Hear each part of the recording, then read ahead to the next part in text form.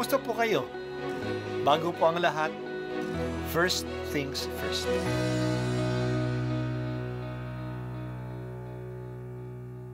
Good morning po. Sinisimulan po natin ngayon ang first things first.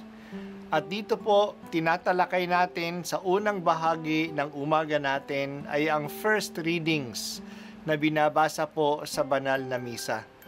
Ito pong tinatalakay natin kasi madalas po kasi marami na tayong alam tungkol sa gospel readings. Pero konti po ang nagsasalita sa first readings. Pero ang first readings, bahagi din po yan ng Biblia, ng banal na kasulatan. Kaya susubaybayan po natin ang mga first readings, basahin po natin at kuminsan kailangan ng basahin ng 2 o 3 beses bago maintindihan kasi hindi po tayo familiar sa mga istorya at sa mga kaisipan na tinatalakay dito. Ang pagbasa mula sa aklat ni Propeta Isaias. Ito ang sinasabi ng Panginoon, "Ikaw, Assyria, ang gagamitin kong pamalo at malupit na kasangkapan ng aking galit. Susuguin ko siya laban sa isang bayang tampalasan, sa bayang kinapopootan ko, upang ito'y wasakin at samsaman ng lahat ng yaman, at yurakan parang putik sa lansangan. Ngunit wala ito sa kanyang isipan, hindi ito ang kanyang hangad. Ang layunin niya'y manira at magpasuko ng maraming bansa. Sapagkat ganito ang sabi niya, nagawa ko iyan pagkat ako'y malakas, marunong at matalino. Inalis ko ang hangganan ng mga bansa at sinamsam ko ang kanilang mga kayamanan at ibinagsak sa lupa ang mga nakaluklok sa trono. Kinamkam ko ang mga kayamanan ng mga bansa na parang kamukha ng pugad ng ibon. Dinampot ko ang buong daigdig na parang dumampot ng itlog na iniwan ng inahin. Walang pakpak na pumapagaspas, ni huning narinig. Makapagmamalaki ba ang palakol sa may-ari nito? Makapagmamataas ba ang lagari sa gumagamit niyon? Ang baston pa ba ang magwawasiwas sa may hawak nito? Kaya nga, ang magigiting niyang mandirigma ay pagkakasakiti ng Panginoon at sa ilalim ng kanilang maringal na kasuotan, mag-aapoy sa init ang kanilang katawan, parang sigang malagablag.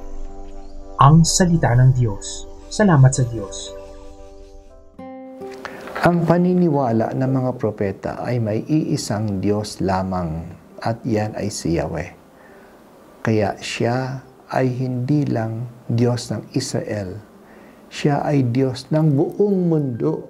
At siya ang may hawak ng kasaysayan ng lahat ng mga bansa, hindi lang kasaysayan ng Israel.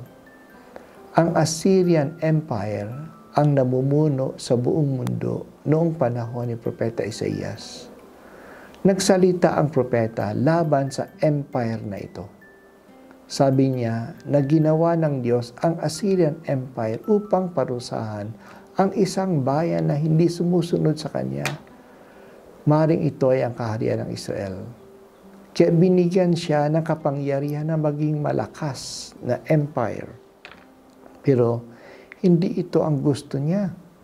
Ang layunin niya ay gumawa ng malaking empire na tatalunin niya ang maraming kaharian at sasamsamin ang kanilang mga kayamanan.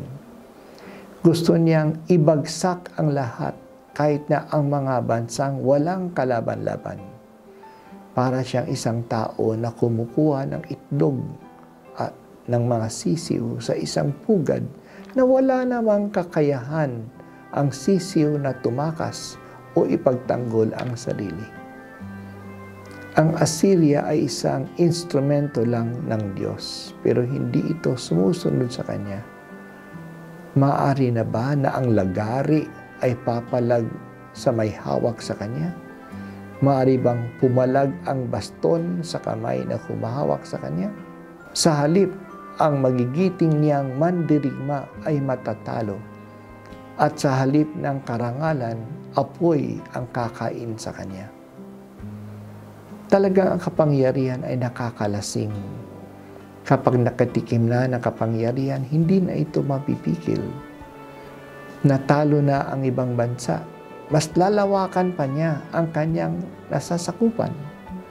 Yan ang nangyayari sa lahat ng mga empire sa kasaysayan. Assyrian Empire, Babylonian Empire, Persian Empire, Roman Empire, Ottoman Empire, Spanish Empire, British Empire. Yan din ang ginagawa noon ng Nazi Germany, ng Soviet Union. Yan din ang ginagawa ng mga Amerikano at mga Chinese ngayon. Mas pinalalawak nila ang kanilang influence. Walang kinikilalang hangganan. Parang sila na ang mga Diyos.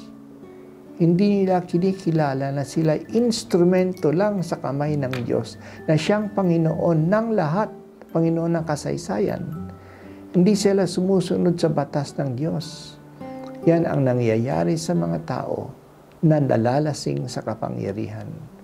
Nagiging mayabang na, ginagawa ang anumang gusto nila kasi naniniwala sila na kaya nila ang lahat. Hindi yan totoo. Ang lahat ng kapangyarihan ay maglalaho.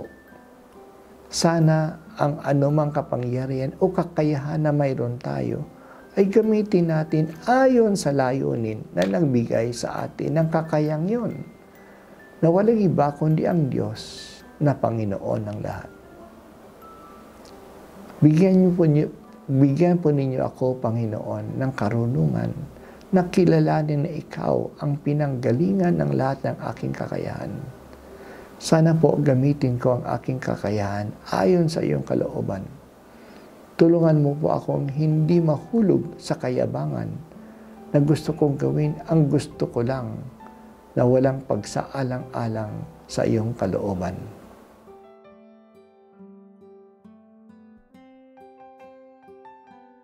At ako po ay si Bishop Broderick Pabilio dito sa First Things First.